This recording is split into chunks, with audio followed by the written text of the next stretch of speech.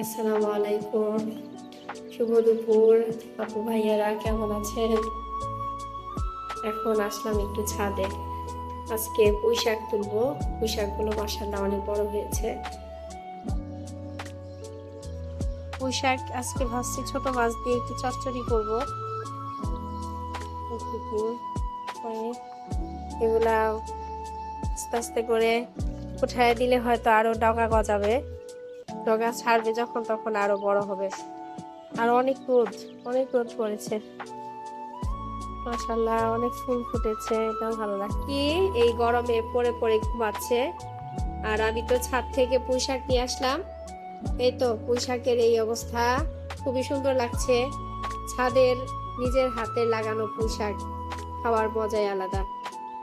আজকে এই পুঁই শাক রান্না করব হচ্ছে এই যে ছোট মাছ, তারপর হচ্ছে লাল আলু আর টমেটো, কাঁচা মরিচ, এগুলো সব রেডি করে রেখেছি। একটু পরে রান্না বসাবো। সাথে একটু ধনে পাতা থাকলে আরো মজা হতো।